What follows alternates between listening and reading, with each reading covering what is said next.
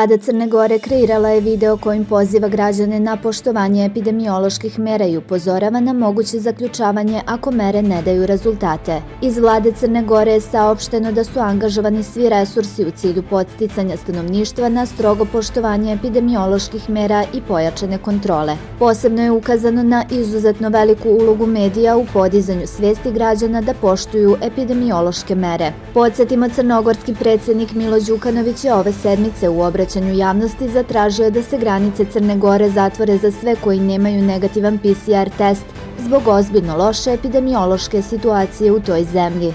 Konačna odluka još nije doneta, a u međuvremenu je doneta odluka da se na ulice raspodeli vojska koja bi trebalo da nadgleda poštovanje epidemioloških mera. Državni sekretar Ministarstva finansija Janko Odović rekao je da vojska ne deluje nikakvim manevrima, ne nosi oružje, već je prisutna da samo građanima pomogne u prevazilaženju zdravstvene krize izazvane pandemijom koronavirusa. Najavio je da će punktovi biti na svim prometnim lokacijama u Podgorici i u Nikšiću, a od danas i u Baru. U ovom trenutku, kako je rekao, jedino poštovanje mera i nošenje maski nas može spasiti da ne nastane potpuni kolaps.